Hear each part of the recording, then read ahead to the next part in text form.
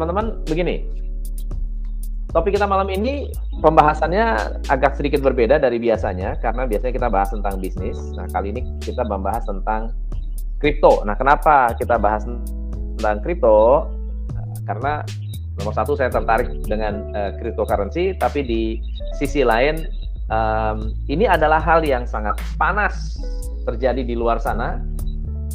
Banyak yang menggunakan dan menyalahgunakan kripto, sekaligus juga ada juga yang tidak atau belum tahu tentang cryptocurrency. Jadi Pak Yohanes boleh kenalan dulu nih.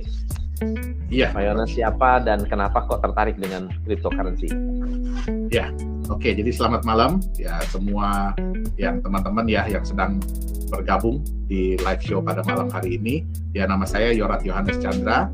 Saya adalah CEO dari Nagaya Technologies Private Limited. Ya, jadi saya orang Indonesia, bukan orang Singapura. Ya, tapi perusahaan kita itu terregistrasi di Singapura. Jadi awal mulanya kenapa saya tertarik dengan dunia kripto karena memang kripto ini membawa perubahan yang baru ya. Jadi perubahan yang baru terutama di dunia digital, di dunia keuangan, ya di dunia aset.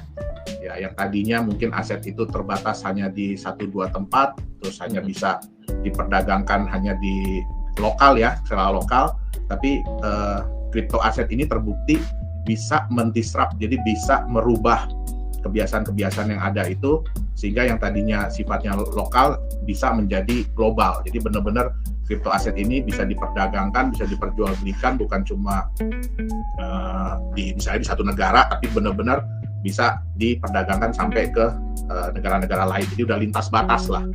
Nah, terus kemudian yang kedua, ya memang kripto ini memang dirancang ya, kalau kita belajar Bitcoin di awal kan dia dirancang untuk membuat revolusi di bidang mata uang, currency ya. Jadi di bidang mata uang, di mana kan salah satu yang dilawan oleh kripto aset atau cryptocurrency ini kan adalah inflasi.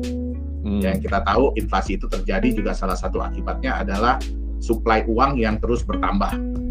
Benar. Sedangkan di crypto aset atau cryptocurrency kan uang ini jumlahnya itu terbatas. Ya, seperti yang kita tahu Bitcoin itu tidak akan pernah melebihi 21 juta Bitcoin. Nah, jadi diharapkan bisa melawan dari inflasi. Nah, dan diharapkan ya ke depannya bisa menjadi salah satu alternatif lah coach. Alternatif sebagai alat pembayaran. Itu dia. Kalau misalnya kita berbicara tentang cryptocurrency, Bitcoin dan shitcoin lainnya, kenapa teman-teman harus mengerti? Kira-kira kenapa harus dipahami? Kenapa harus dipelajari?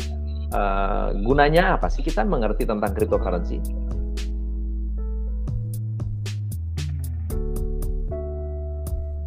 Sorry, kedengeran nggak? Ini kenapa kita mesti ngerti ya? Buat apa teman-teman tuh mengerti tentang cryptocurrency? Ada manfaatnya nggak sih? Jadi gini, sebenarnya cryptocurrency atau crypto aset itu bisa menjadi salah satu alternatif aset ya, terutama aset masa depan. Ya, tapi ya kenapa kita perlu paham? Karena banyak sekali informasi-informasi yang beredar atau rumor-rumor yang berkembang ataupun edukasi-edukasi yang kurang tepat mengenai cryptocurrency atau crypto aset ini. Dan yang seperti kita tahu, cryptocurrency dan crypto aset ini bukan sesuatu yang sulit untuk dibuat. Ya, jadi kita nggak bisa. Jadi gini, salah satu kelemahan dari cryptocurrency atau crypto aset ya dibanding dengan fiat money adalah fiat money itu yang membuat itu suatu badan yang jelas, lembaga itu yang jelas.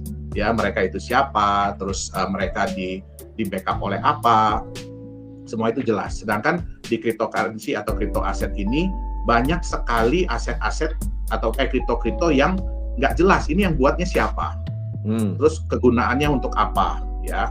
Mungkin sekarang lagi banyak malahan yang istilahnya mereka dengan jelas menyatakan bahwa mereka itu adalah meme coin, gitu loh, ya. Jadi mereka bilang bahwa mereka udah jelas-jelas menyatakan gitu loh. Menyatakan main-main lah ya.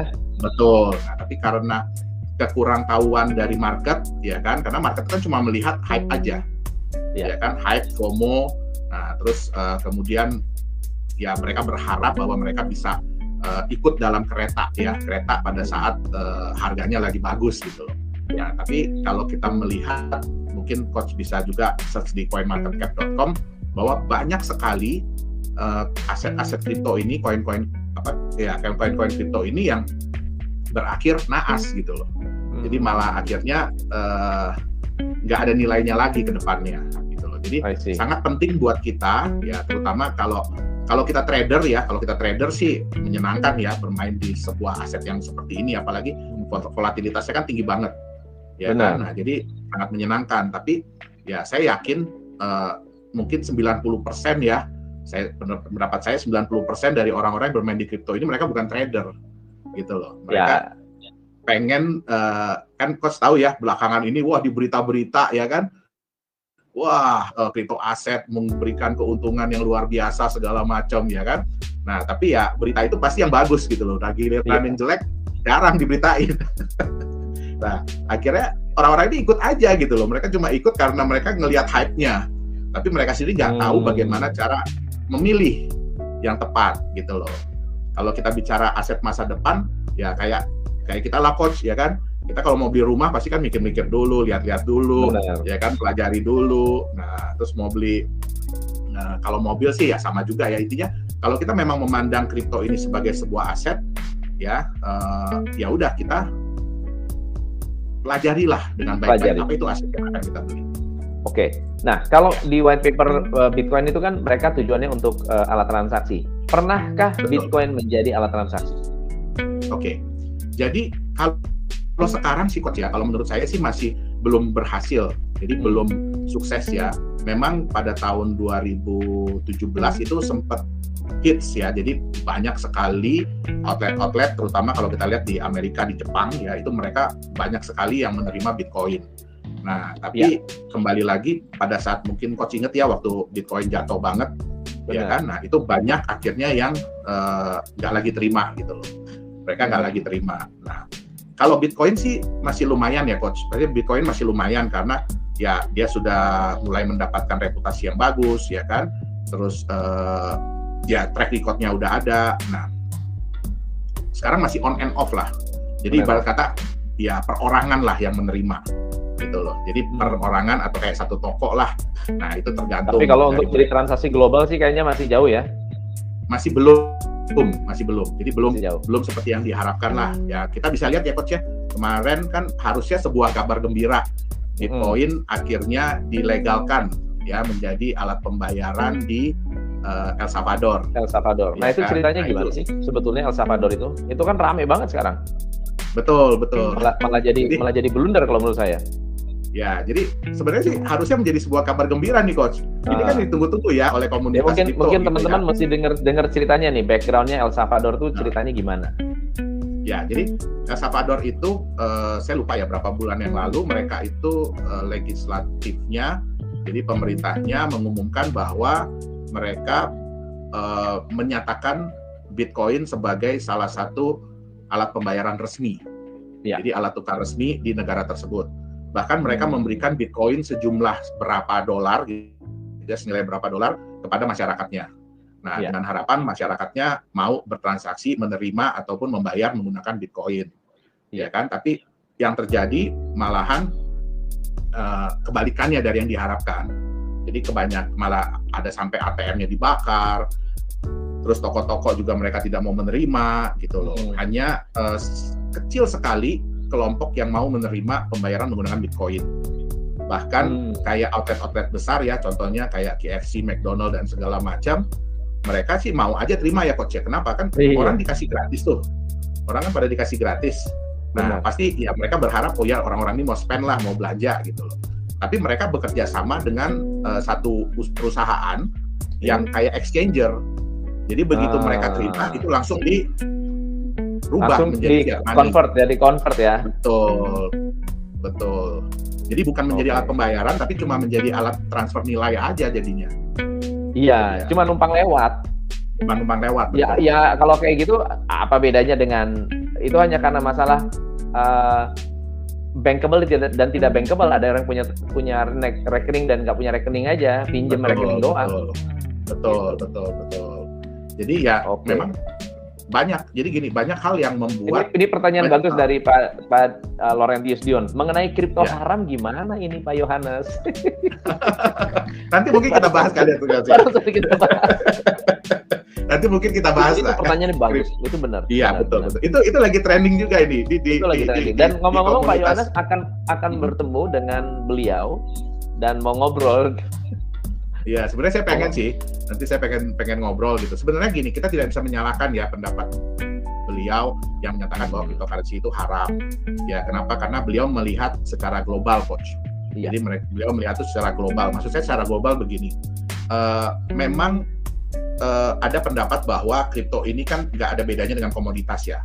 Ya. Nah, terus nggak ada bedanya dengan forex, nggak ada bedanya dengan apa. Jadi naik turun harga itu wajar, betul. Tapi sebenarnya yang beliau lihat itu adalah secara globalnya. Jadi bukan cuma kripto yang sudah masuk di exchanger ya, bukan cuma kripto yang sudah diperdagangkan, tapi karena gini, cryptocurrency ini sekarang ini ya terlalu mudah untuk dibuat.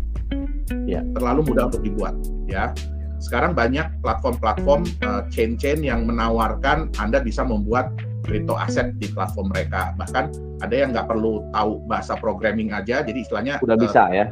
Betul, generator namanya, itu udah bisa bikin sendiri gitu loh. Nah, sehingga apa? Ya mungkin beliau ini melihat kok ini jadi sesuatu yang apa ya? Sesuatu yang nggak punya dasar. Kadang-kadang juga saya nggak tahu siapa. Jadi membuka peluang untuk penipuan sebenarnya. Betul. Nah itu sebenarnya jadi kita harus pahami juga apa yang beliau sampaikan gitu loh. Jadi kita nggak bisa nyalain juga karena ya beliau melihat bahwa kripto ini kok nggak ada aturannya gitu loh. Kok nggak ada apa ya? Semua orang bisa bikin. Terus nggak jelas. Bahkan udah jelas-jelas menyatakan mereka itu meme gitu loh. Enggak, nah ini yang menurut saya agak berhati-hati buat teman-teman karena akhirnya saking mudahnya dan kelihatannya tergiur dengan kehebatan Bitcoin, apalagi sekarang banyak juga nih koin-koin lain yang meme coin yang juga naik dan banyak juga ada yang beli Shiba $100 tuh. Ini orangnya ada di sini nih lagi nonton nih. Beli Shiba $100 jadi 300 juta. Ya. Nah, tapi kan itu apa ya? Mereka beli 10, 20 koin cepet gitu kan. Ada satu yang melejit, yang lain jadi abu. Tapi itu kan jadi alat spekulasi. Betul. Jadi itu salah satu hal yang menyedihkan juga, Coach. Karena gini ya. Sebenarnya kan tujuan utama Mr. Satoshi Nakamoto itu membuat Bitcoin adalah ingin menjadikan ini sebagai mata uang sebenarnya. Mata uang dari kita, oleh kita, untuk kita. Nah, tapi berjalannya waktu akhirnya crypto aset ini lebih dilihat orang sebagai alat spekulasi. Benar. Nah, tadi yang Coach bilang tuh mungkin yang beli $100 jadi 300 juta ya itu saya yakin apa? Dia melihat peluang, dia berani, dan dia beli di awal. Iya. Dan pasti dia nunggu, Coach, sampai sekarang, Coach. Yes. Nah ini ada pertanyaan yang bagus juga. Apakah robot kripto yang walletnya di Binance lebih safe daripada robot forex? Barusan gua ngomongin juga nih. Barusan kita ngobrolin juga nih offline. Gimana nih otak kita nih? Kalau itu jujur saya belum terlalu mendalami, Coach. Kalau soal tentang robot ya, saya sendiri kurang terlalu mendalami lah. Jadi mungkin saya bukan orang yang tepat untuk menjawab pertanyaan itu. Gitu. Ya. Ini ada pertanyaan di luar ini tentang Nagaya. Apakah bisa dijawab, Pak Yohanes? Apakah cost yang dikeluarkan perusahaan owner Nagaya untuk membayar benefit ke pemegang Nagaya lebih kecil menguntungkan jika dibandingkan pendanaan dari lembaga keuangan seperti kredit? Oke, waduh, kok jadi tanyanya Nagaya nih? Ini ngomongin Nagaya nih, kayaknya mesti offline nih, offline. Iya. offline, silakan. Iya. Tapi kalau kira-kira dijawab tuh gimana tuh? Oke, jadi gini, untuk data, karena gini ya, untuk data, jadi buat yang bertanya silakan Anda bisa lihat semua kita buka di back office kita ya, di Nagaya, semuanya bisa dilihat, laporan-laporan rugi laba kita juga. Jadi silakan buat teman-teman dari Nagaya ya, silakan bisa dipantau di situ kok. Urusan maksudnya gini, lebih besar atau lebih kecil, semua itu bergantung dari kita punya performance ya. Nah, tentu saja sih kita selalu berharap ya lancar, bagus pasti ya, karena ya saya juga berharap seperti itulah untuk proyek-proyek kita. Urusan lebih kecil atau lebih besar ya mungkin silahkan dilihat sendiri dan dibandingkan sendirilah gitu ya.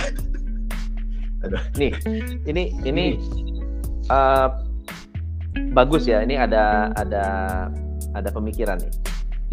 Kalau kripto itu bisa atau tidak bisa dijadikan alat tukar global, ya, atau let's say kalau bisa cryptocurrency dipakai sebagai alat tukar, ya, di Indonesia lah ya. Kira-kira gimana caranya supaya bisa nyaman? Oke. Jadi gini Coach, kita harus pahami dulu sebenarnya alasan kenapa orang-orang itu tidak berani untuk menerima cryptocurrency. Kenapa tidak berani ya? Ya, kenapa? Kan kita harus pelajari dulu ya, kenapa sih orang berat ya, maksudnya nggak mau untuk terima cryptocurrency. Yang pertama, yang pasti adalah karena fluktuasi harga. Ya, kita bisa lihat yang tadi Coach baru sebut ya, itu kemarin dalam waktu 2 jam drop sampai 33%. Ya, exactly. Walaupun naik lagi. Itu juga. Walaupun, sama Dogecoin juga sama. Betul, walaupun naik lagi. Nah, terus kita bisa lihat kayak Bitcoin juga fluktuasinya tergolong masih besar gitu. Kenapa? Karena sehari aja bisa turun 10-20% kadang-kadang. Nah, kita harus paham gini, orang-orang ini yang menerima kripto aset ini, mereka adalah pedagang. Mereka itu memiliki kewajiban. Mereka memiliki kewajiban untuk membayar mungkin pihak ketiga nih. Ya, benar. Jadi kalau saya punya supplier, saya harus bayar, dan belum tentu supplier ini mau dibayar menggunakan kripto juga. Mungkin mereka mintanya fiat money. Nah, saya punya kekhawatiran seperti ini. Contoh, kalau misalnya Coach Tom nih, pedagang ya. Nah, Coach Tom udah pasang harga $10. Nah, harga Bitcoin misalkan 600 juta. Nah, kalau saya bilang gini, saya mau Coach Tom terima di harga 600 juta nih Bitcoin. Tapi Coach Tom tentu khawatir dong. Khawatirnya gimana? Waduh, ini resiko ada di saya nih kalau saya terima 600 juta. Nah, Coach Tom bilang, ya udah, saya mau terima Bitcoin kamu, tapi saya hargain 500 juta satu Bitcoin. Ya pasti saya juga nggak mau dong. Rugi kan saya gitu loh. Bener. Nah, jadi fluktuasi harga ini yang benar-benar menjadi beban. Bukan likuiditasnya. Kalau kita bicara Bitcoin, likuiditasnya udah sangat bagus. Gitu loh. Tapi fluktuasi harga ini yang masih membuat orang-orang belum yakin mau terima. Apalagi kalau mereka punya kewajiban ke pihak ketiga. Betul. Gitu loh. Jadi sebetulnya Bitcoin is like another US dollars atau euro. Selama kita masih pakai rupiah, kita nggak akan bisa meyakinkan bahwa harga tidak akan terjadi fluktuasi. Kayak dulu tiba-tiba dolar 2.500 jadi 16.000, siapa yang nyangka? Betul nggak? Dan itu merugikan banyak perusahaan, banyak orang. Betul. Nah, pertanyaan kita kan sekarang, ngapain kita bahas? Kalau misalnya memang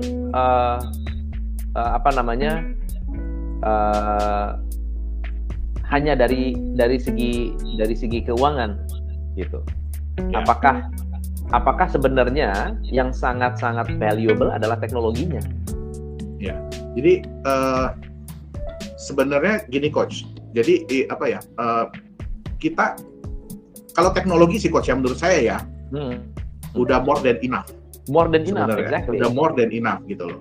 Tapi ya itu tadi, kita nggak bisa lepas bahwa orang-orang itu butuh kenyamanan untuk megang aset ini nih. Jadi kalau saya terima, waduh, jangan sampai nanti saya mau jual tiba-tiba udah drop banget gitu kan. Dan saya bukan trader. Kalau trader saya tahu, wah ini mah tenang aja nih, bentar lagi balik gitu kan. Nah, jadi sebenarnya yang harus dibuat adalah kenyamanan nih, tentang harga terutama. Jadi gini Coach, untuk bisa diterima sebagai alat pembayaran ya, itu sebenarnya dua hal. Ya, yang satu dipaksa. Contoh kayak kita nih, kita dipaksa kan mau nggak mau harus terima rupiah, Coach. Benar. Mau nggak mau harus terima rupiah sebagai alat pembayaran. Nah, yang kedua, itu harus ada benefit yang dirasakan. Jadi kalau saya terima pilihan pembayaran kedua, kira-kira ada nggak nilai lebih buat saya gitu? Ya. Nah, nilai lebih ini biasanya dilihat dari kenaikan harga. Iya. Jadi gini, karena maunya tetap ada manfaat ya. Betul. Jadi selain saya nyaman nih, saya tahu bahwa aset ini relatif akan lebih stabil harganya ya. Tapi kecenderungannya naik nih. Jadi ibarat kata kalau saya nggak perlu dulu, saya nggak usah jual gitu loh. At least kalau turun ya nggak jadi nol. Betul, dan nggak parah-parah banget, Coach. Iya. Ya turun mungkin ya 1-2% masih oke lah, mereka masih bisa terima. Tapi kalau mereka lihat jangka panjang, ya kan, nah ini aset ini bagus nih, ditarik jangka panjang harganya naik gitu dia. Nah itu tapi sebenarnya stablecoin kan seperti itu. Kalau stablecoin enggak, Coach, karena stablecoin itu kan harganya mengikat kepada kepada barang yang dijadikan jaminan. Gitu dia. Ya. Jadi kalau misalkan nih saya pack satu koin dengan $1, ya mendingan saya terima $nya, Coach. Karena kan udah jelas gitu loh, saya pegang barangnya, atau saya di pack, maksudnya di backup dengan 1 gram emas selama-lamanya gitu kan. Mendingan saya terima emasnya aja, Anda bayar saya pakai emasnya aja deh sekalian gitu loh. Ya, jadi, betul. Nah disinilah kayaknya teman-teman juga harus melihat dan harus lebih jeli juga bahwa resiko itu selalu ada, tapi di sisi lain bukan hanya sebatas resiko, tapi juga riset. Ya, di sini riset. Nah, ini hal apakah yang menaikkan harga kripto? Apakah market cap naik akan menaikkan harga? Oke, jadi gini. Itu semua impian ya, Coach ya. Semua impian aset kripto itu dipakai sebagai alat pembayaran. Kenapa? Karena itu akan menaikkan market cap. Market cap. Jadi permintaan pasti akan naik. Kenapa? Karena market itu membutuhkan banyak untuk pembayaran. Nah, tapi gini. Tadi Coach mungkin ada tanya ya, gimana caranya ya supaya bisa diterima nih? Supaya bisa diterima. Betul. Nah, jadi gini, Coach, kita nggak boleh. Jadi gini, kita sebagai mata uang kripto juga nggak boleh lupa diri. Walaupun kita punya teknologi yang sangat bagus, gitu ya, tapi kita harus belajar dengan founding father dari uang, yaitu bank sentral. Ya, kita harus belajar dari situ. Gini, uang sebuah negara itu semakin kuat dan semakin dipercaya oleh negara lain. Itu dari 2 hal. Ada 2 hal yang penting nih. Yang pertama, mereka tuh punya cadangan devisa. Semua negara tuh punya cadangan devisa, ya. Dan salah satu yang jadi patokan yang kita bisa lihat ya, mungkin kalau ada yang bisa search gitu ya. Kalau negara itu punya cadangan emas yang sangat besar, biasanya uangnya kuat, uangnya dipercaya orang. Itu dia. Jadi walaupun dibilang sekarang udah nggak ada lagi hubungan antara uang dengan emas, terus kenapa Cina dan Amerika dan negara-negara lain sibuk beli-beli emas gitu loh, nyimpenin emas buat apa? Gitu loh. Nah, itu yang pertama. Jadi kalau cadangan devisa mereka bagus, mereka kuat. Yang kedua, itu ada yang namanya neraca perdagangan. Itu yang dilihat banget juga. Jadi kalau neraca perdagangan positif, artinya negara itu dapat uang lebih banyak daripada spending money, daripada ngeluarin uang. Betul. Nah, artinya apa? Mereka menambah cadangan devisa mereka. Artinya cadangan devisa mereka itu semakin kuat. Gitu dia. Nah, jadi gini, kita harus lihat juga ya. Kita itu mau menunjukkan diri dulu. Jadi mata uang kripto itu mau menunjukkan diri dulu, ya kan, bahwa dia itu pantas untuk dijadikan mata uang. Baru biarkan nanti market yang menilai dan market yang berjalan.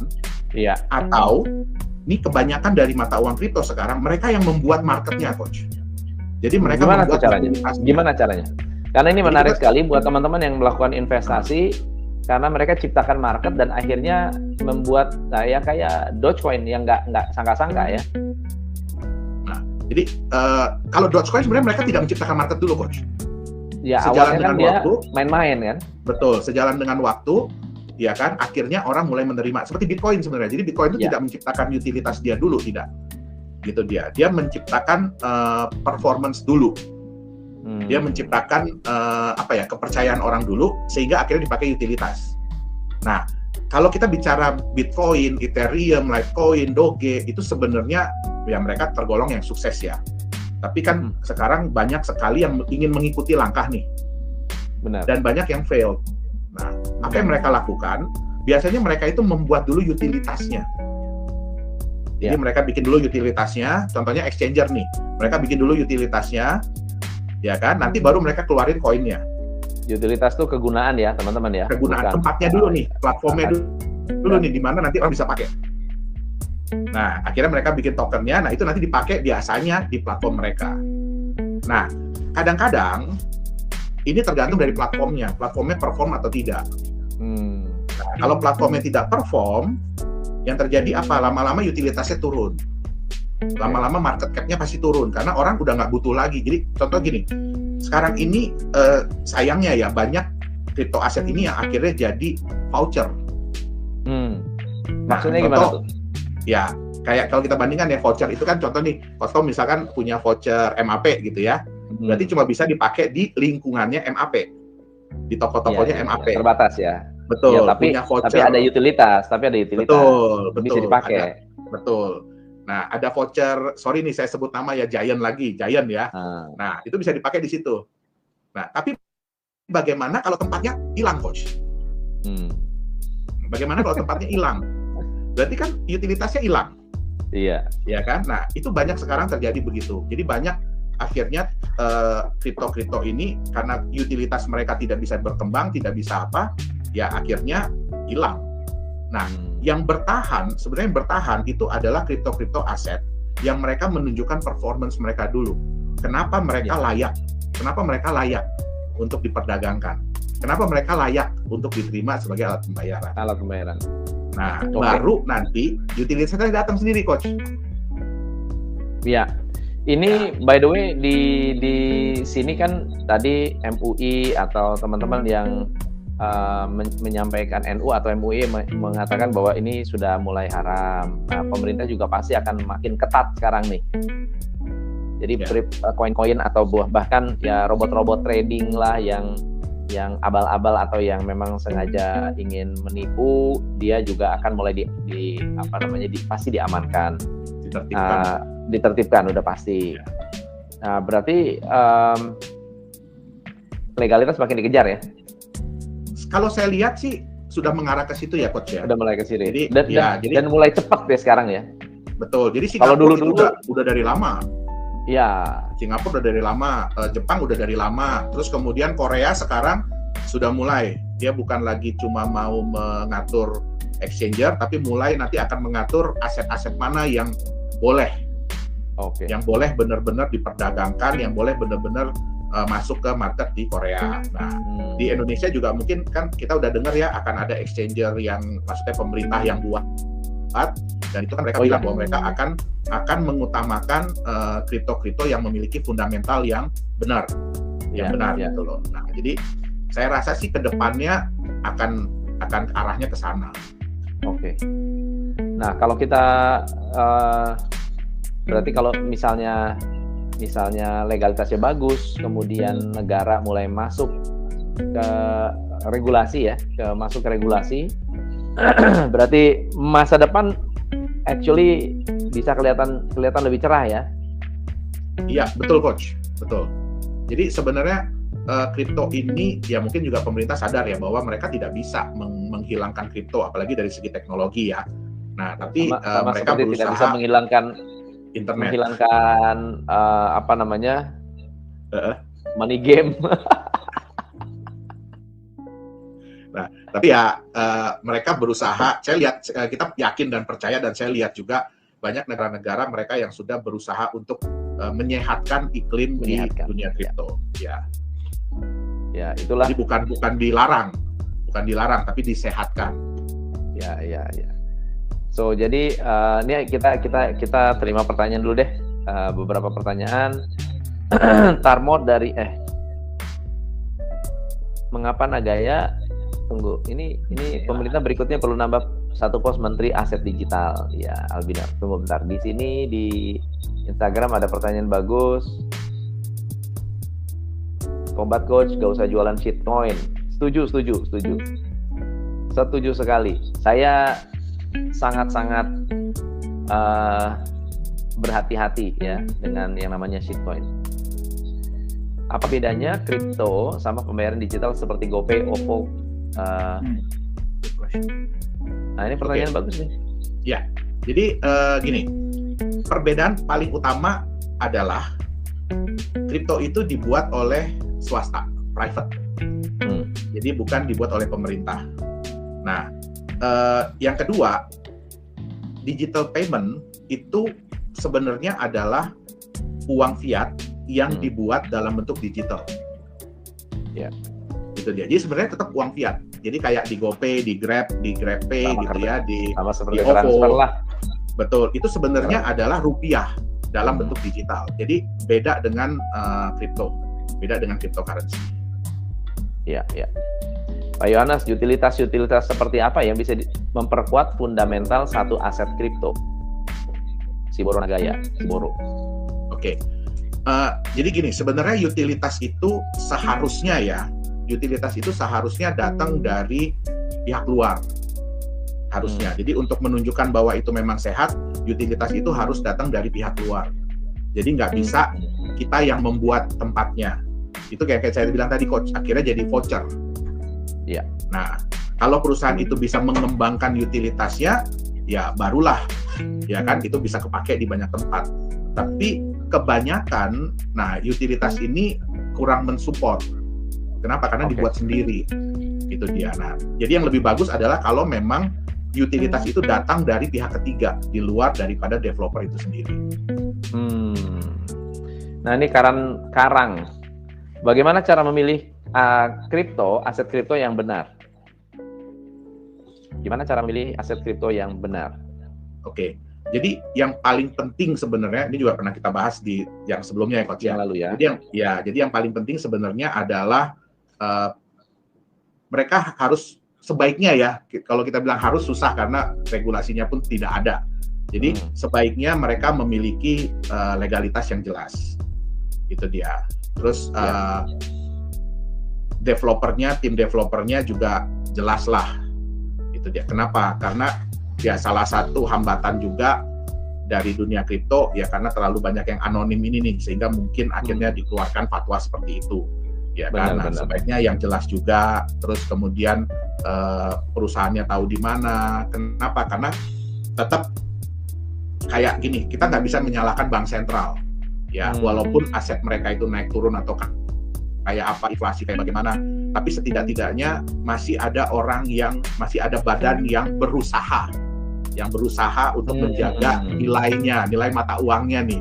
Karena nggak mungkin juga BI mau kalau rupiah itu jatuh banget, nggak mungkin, kan? Pasti akan diusahakan dengan berbagai cara. Nah, kripto kebalikannya, Coach. Kebanyakan kripto itu ya udah kalau udah masuk di market ya itu kan market katanya. Ya kan, kita nggak bisa ngapa-ngapain, itu market loh katanya kan. Nah, jadi kalau kita jelas ya kan, maksudnya developernya jelas, terus kemudian yang paling penting adalah pelajari konsepnya. Betul. Kenaikan harga itu masuk di akal atau tidak? Bagaimana perusahaan nanti akan menjaga stabilitas harga? Nah, itu yang paling penting. Itu dia. Karena terbukti sekarang ya walaupun istilahnya waktu jualannya cepat, waktu jualannya wow gitu ya. Wow. Tapi banyak yang akhirnya ya udah cuma wow-nya di situ aja gitu loh. Oke. Teman-teman, ini ada pertanyaan bagus dari Eliora. Maaf melenceng, saya dikejar agen Victory. Katanya invest di MetaTrader anti loss karena pakai joki. MetaTrader tuh gimana tuh? MT itu program untuk trading sih, Coach. Ya, untuk trading sih MT. Kalau pendapat saya pribadi ya, kalau trading nggak pernah loss itu wow. Mungkin beliau perlu bicara dengan Menteri Keuangan kita tuh. Iya, pasti udah jadi konglomerat itu. Iya. Ya, hanya dari trading doang. Apalagi nih? Oke. So di dalam Bentar ya. Kalau di Indonesia sekarang lagi rame robot trading ya, robot trading ya. Lalu gimana sih caranya untuk mengenal ciri-ciri scammer? Ini pertanyaan bagus. Gimana cara mengenal ciri-ciri yang tentang robot trading nih, Coach? Nggak hanya robot trading, karena ada juga banyak yang mengaku cryptocurrency, tapi juga ada yang melakukan penipuan dengan cara ya pada dasarnya money game. Actually money game. Dia nggak hanya ada aja robot trading yang MLM. Udah robot trading MLM. Kemudian menangnya 90%. 90%. Lalu kemudian apa ya? Orang merasa ini udah keren banget, wah pembelaannya juga luar biasa. Ternyata scam. Belum lama ini ada beberapa juga. Ciri-cirinya apa sih kalau scam itu? Ini yang saya tahu ya, Coach ya. Ya. Ya, ini menurut pendapat saya yang saya tahu ya. Jadi yang paling penting mungkin kalau untuk trading ya, itu kita harus lihat sebenarnya di mana sih kita trading. Maksudnya pada perusahaan apa gitu loh. Nah, sekarang kan sudah banyak di Google kan sudah banyak ya, maksudnya kita bisa search sebenarnya misalkan mereka kasih alamat ini gitu ya, mereka kasih alamat A. Nah, terus kemudian begitu dicek, ternyata ini virtual office. Jadi satu gedung itu bisa isinya beberapa perusahaan. Bukan satu gedung malah, kadang-kadang satu ruangan kantor nih. Ruangan kantor. Kadang-kadang ada kantor ini di ruangan ini gitu kan. Nah, itu tiba-tiba munculnya banyak gitu kan. Nah, terus ya kalau mungkin punya temen atau punya kerabat atau punya apa yang kenalan yang tinggal di daerah situ, ya cobalah suruh mereka ngecek bener gak. Karena kalau broker itu nggak mungkin nggak ada orangnya, Coach. Nggak mungkin gitu loh, nggak mungkin nggak ada orangnya, ya kan. Nah, terus itu yang pertama sih ya, karena kemarin juga ada beberapa teman yang minta tolong saya cekin. Saya bilang ya ini sih kalau saya lihat dia di virtual office gitu loh, jadi office-nya nggak beneran ya kan. Nah, terus ya coba deh cek ke sono beneran ada apa enggak. Nah, terus kita juga harus lihat dari izinnya. Nah, tapi izinnya ini kadang-kadang agak bahaya nih. Kenapa? Karena contohnya kayak di Australia gitu ya, dia mengklaim bahwa dia punya izin ini. Di situ ada kata-kata tulisan finance. Ya. Nah, tapi itu padahal finansial, tapi itu mereka sebenarnya nggak udah urusan sama finansial, itu jadi kayak badan registrasi aja, badan registrasi perusahaan gitu loh. Nah, jadi kita harus belajar juga tentang izinnya gitu dia. Nah, terus ya jadi ya kalau saya bilang gini sih, nggak ada salahnya ya kita jangan terlalu terburu-buru lah. Kalau kita mau masuk di sesuatu, kita jangan terburu-buru. Kita pelajari dulu sistemnya, kita pelajari dulu untung ruginya, kita pelajari dulu. Yang paling penting gini, kita harus paham dulu apa resikonya. Kalau untung semua orang bisa terima, Coach. Ya, kalau rugi nggak ada yang mau. Betul, tapi apa resikonya gitu loh. Ya. Nah, itu dia. Terus kalau kita lihat. Kalau dari saya ya, teman-teman ya, saya beberapa kali menilai beberapa atau meresearch atas dasar pertanyaan juga. Ada banyak yang nanya, lalu kemudian ya saya review. Nah, kalau saya perhatikan ada beberapa persamaan. Persamaan yang pertama adalah mereka maksudnya praktek yang bukan MLM tapi dijalankan dalam bentuk MLM. Misalnya contohnya yang namanya trading, ya trading. Tiba-tiba trading lalu jualan robotnya sistem MLM, dapat diskon, dapat komisi dan seterusnya. Dan ngejar jumlah anggota. Itu menurut saya udah red flag. Buat saya red flag. Yang kedua adalah MLM-nya nggak salah, money game-nya yang masalah. Jadi ada sistem piramid di situ. Nah, begitu bergerak dengan sistem piramid, ya piramid scheme aja sudah ilegal sebenarnya. Piramid scheme itu sudah ilegal.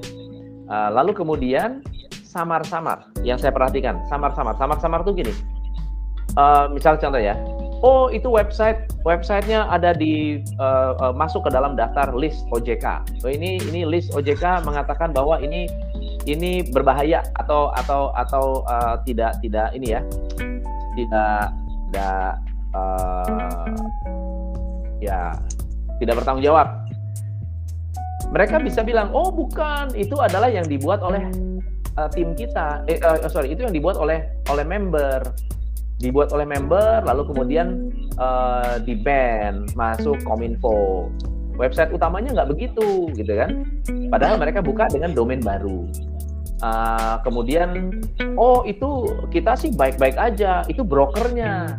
Nanti brokernya siapa namanya? Oh ini brokernya nggak terdaftar dibilang di Australia ternyata Virgin Island, gitu ya.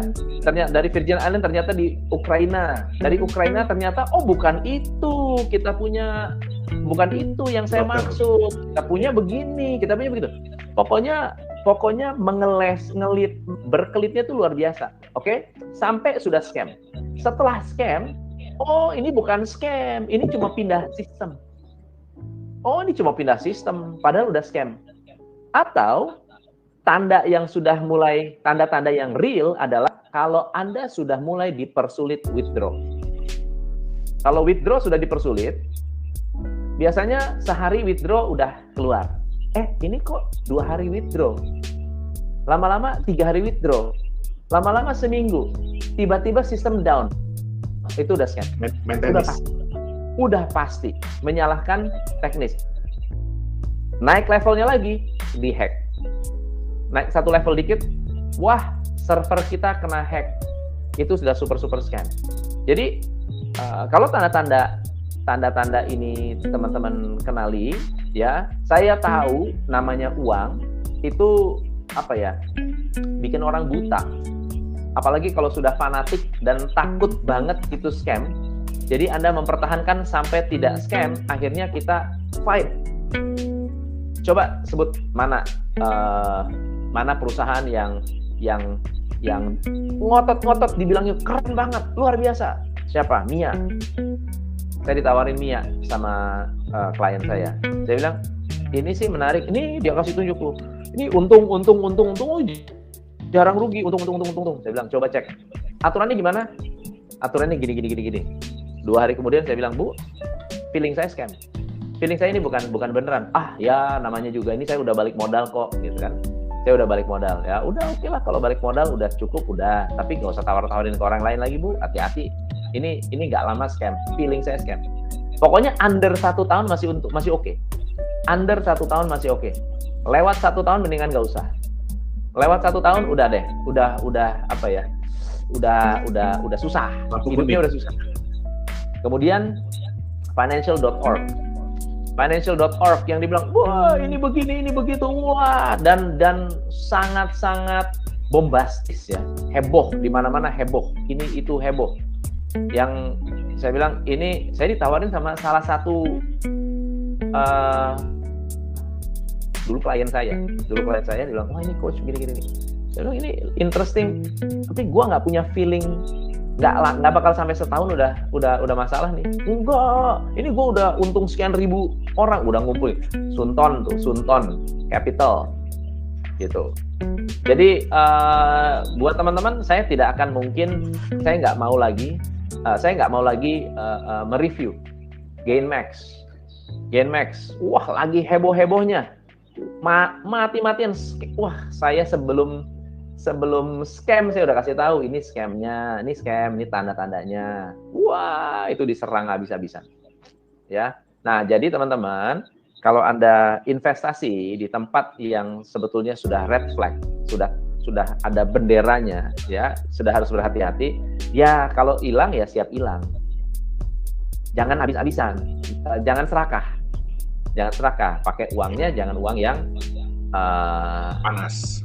Ya, ada lagi nih level 89, Royal Q, wah, sedap, ngeri sedap, ya. Intinya teman-teman, kalau berbicara soal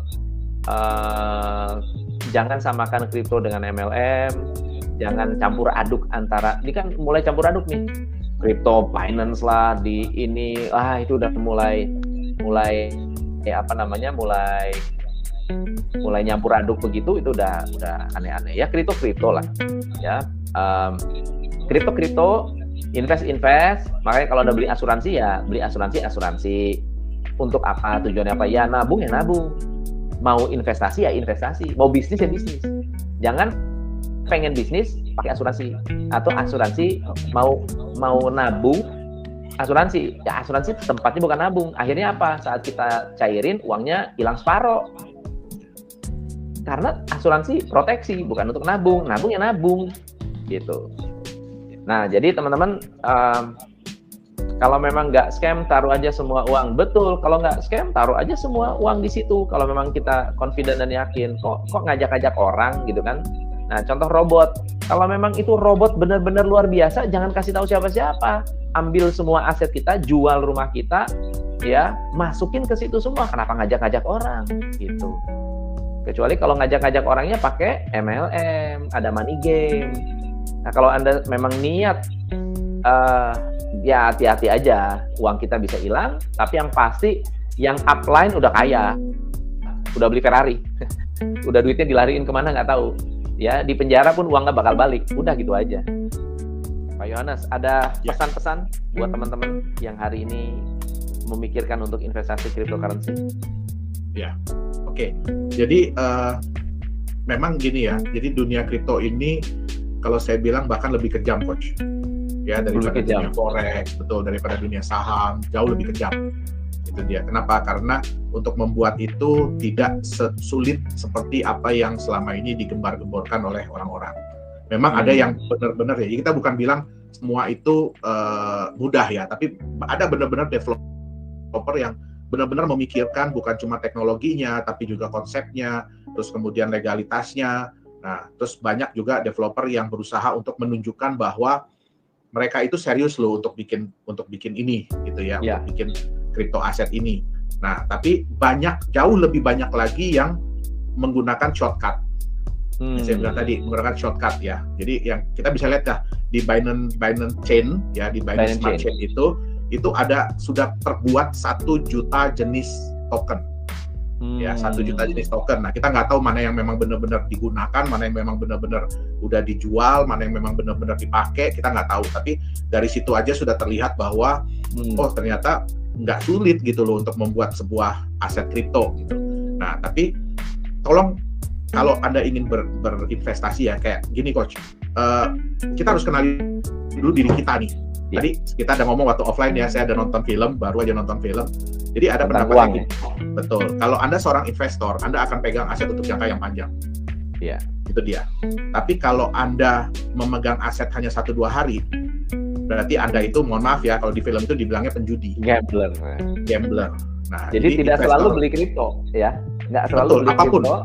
Ya, beli saham pun sama. Beli saham, beli forex, ya. Jadi Anda itu gambler. Tapi kalau Anda pegang untuk jangka yang panjang, itu berarti Anda adalah investor.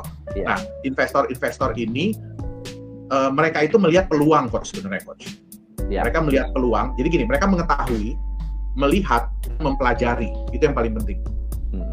Ya, melihat, mengetahui, melihat, mempelajari, dan mereka akhirnya mengambil keputusan.